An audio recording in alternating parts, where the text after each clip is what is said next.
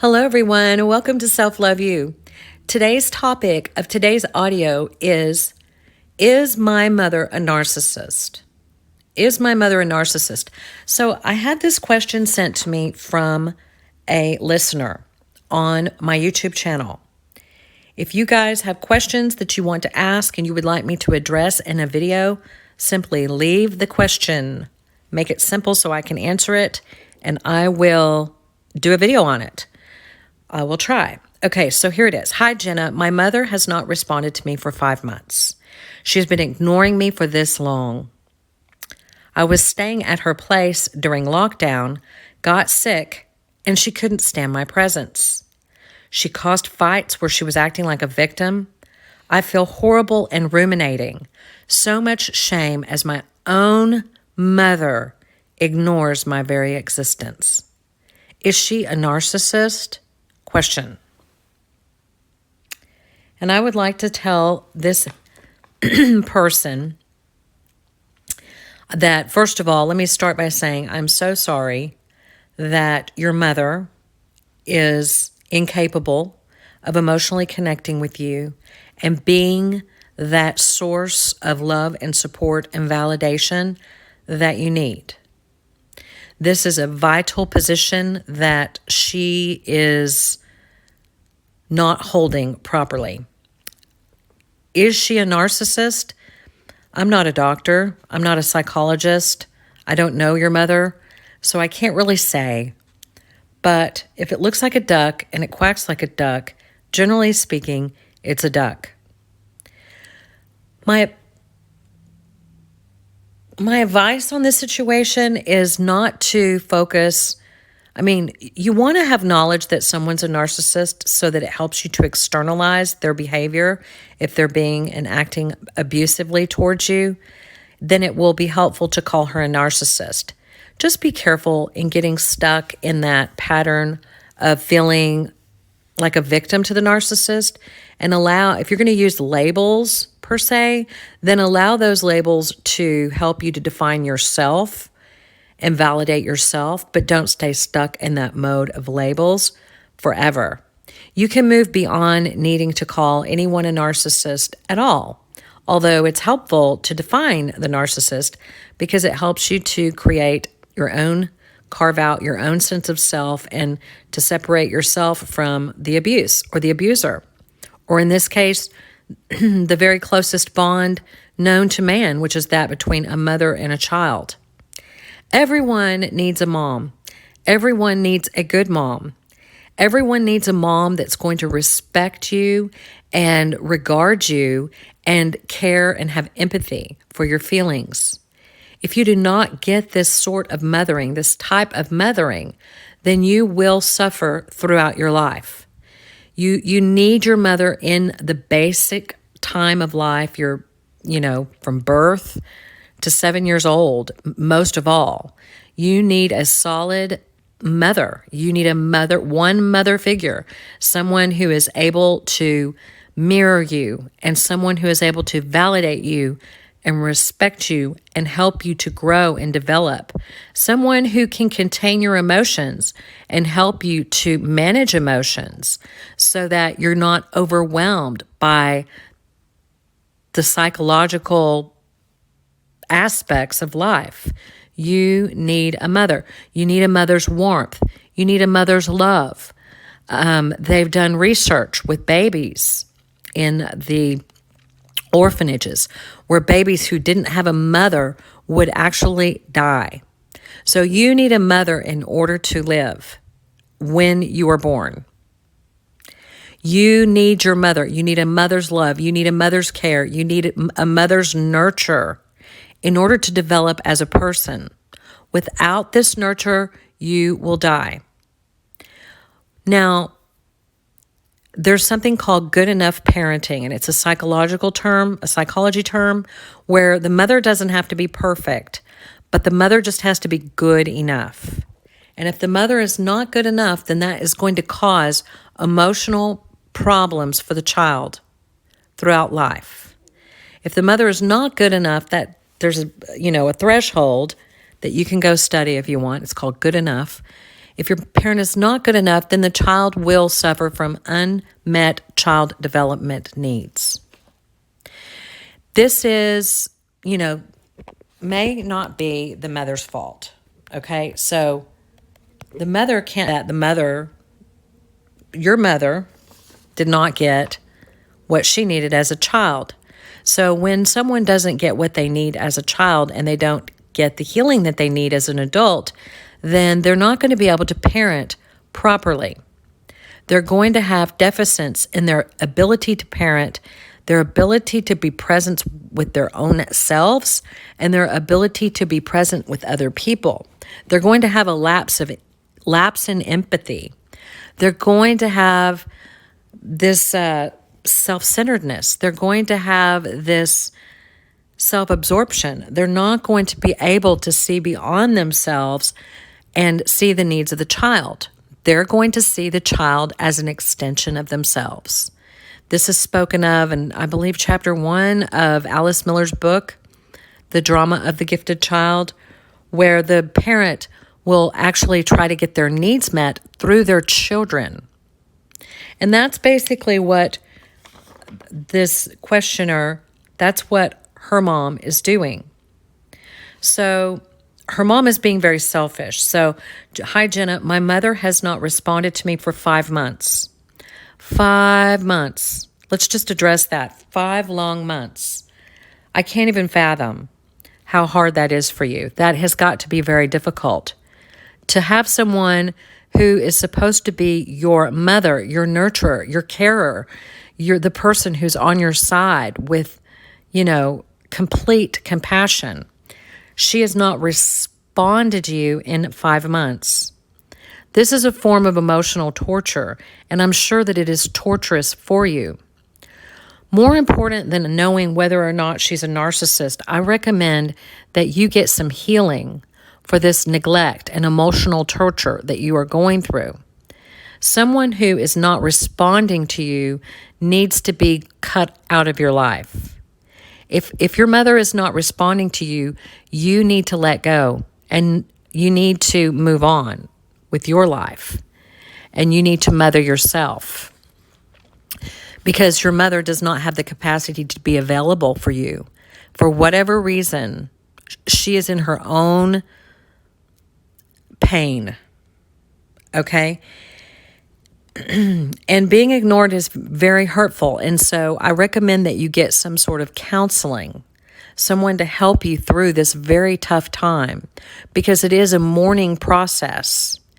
But it's even worse than a mourning process because you can't even separate yourself generally when this happens. You can't separate yourself from your mother's bad behavior and your very sense of worth. You put your worth in whether your mom is responsive to you or not. And that is understandable because we are humans and we're wired to connect. We're hardwired to connect and we need our mothers. So if your mother is ignoring you, you automatically assume, you make the black and white assumption that you're not worth loving, that you're not worthy of that nurture and that protection and that comfort. And the most important thing is that you realize that you are worthy of all of these things, that you're worthy of someone to care when you are sick. You're worthy of someone providing you shelter when it isn't a lockdown. You're worthy of someone who is not going to cause fights and drama and someone who's not going to act like a victim. You're worthy of all of these things. However, as an adult, it is now your responsibility to heal and mother yourself through myriad ways.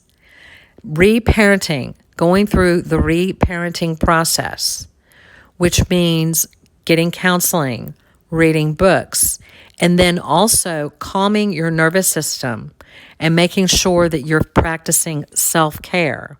Self-care being spending time in nature, exercise, eating properly, eating a balanced diet, taking supplements, taking walks, spending time with friends where you're not stressed out and worried. If your mom is causing fights, okay, so basically you want to take good care of yourself in a way that your mother never did. You can be the one to take the slack today as an adult. You have the capacity to be present with yourself in the way that your parent never was. You also have the capacity to heal. And healing involves the grief process. And the grief process involves facing what cannot be, facing and accepting the loss of not having the mother figure in your life when you were little, when you needed it, and facing the loss of not having it today. It's all about, and when you're able to grieve the loss, you're able to release the pain, and you're able to grow, and you're able to heal, and you're able to begin to feel better, and then you're able to begin to realize that you have worth whether or not you have a mother or not. Your worth is not tied to your mother. When you are a child, when you are little, your brain is not developed yet. It cannot fathom that you're separate from your mother. And it actually idolizes the parent. A child will idolize the parent. So you cannot fathom that you are anything without the parental figure. But as an adult, the truth is that you are not defined by your mother. You are not defined by your mother's love. You're defined by your very existence. The fact that you have breath means that you have worth, and that is uncontested. It's uncontestable. Nobody can take your worth from you. It is not volatile. Your worth doesn't go up and down depending on how much your mother loved you. Your worth doesn't go up and down depending on what all you've gone through. Your worth is always absolute. You are worthy because you exist, because you breathe. As long as you're alive, you're worthy. As long as you breathe, you're worthy. You're equal, and you deserve to be respected and loved. However, there has been some loss in your life.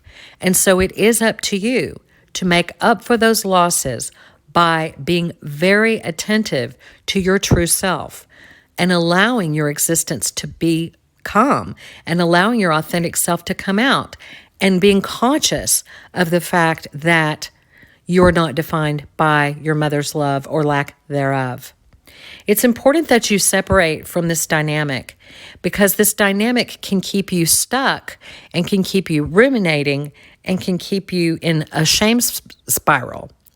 You know, you have shame. That shame comes in, that toxic shame, when our parent, our mother or our father, who's supposed to love us unconditionally and supposed to respect and honor and, do all of these things, when they're incapable of doing what we need done, then the alternative, what happens to a child, it's actually a survival mechanism, is the child receives toxic shame that keeps them alive, but later on in life, the toxic shame is actually keeping them down and keeping them depressed and hurting and keeping them from moving forward.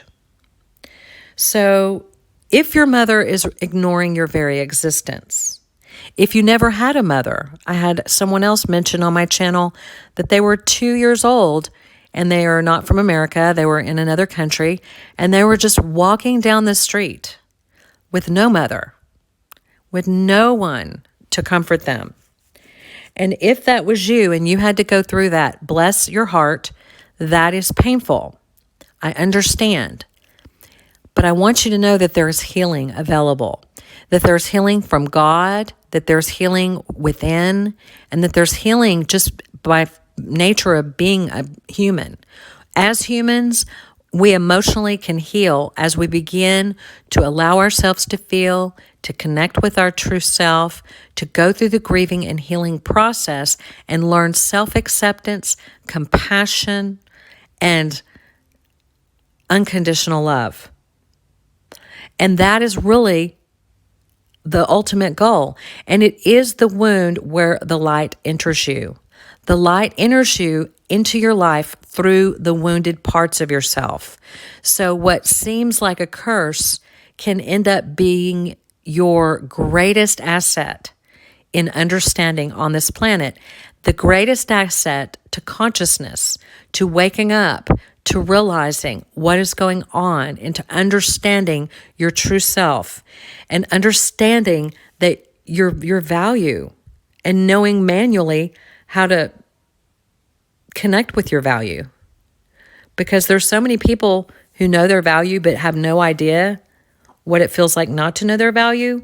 And then if you get to know your value from not knowing your value, it's a manual process and you are wise. You become wise along the way. So this is your path. This is your journey. Your journey is to let go of the ruminating and to let go and to accept where you are and to let your mom go and just make sure you have a lot of support. Start parenting yourself. Start practicing self-care and getting that validation that you need, and just letting go and focusing on yourself instead of your mom. It's time to focus on you. You're an adult now, and you get to focus on you, and you are beautiful, and your existence is important and precious, and you will find that path. And I hope that this audio has been helpful today. If you have anyone else has any questions y'all would like me to do a video on, just simply leave me a comment on my YouTube channel. Today is Life Coaching Day. If you're interested in signing up for coaching, go to selfloveyou.net. I am Jenna Ryan. Until next time, I'll talk to you soon.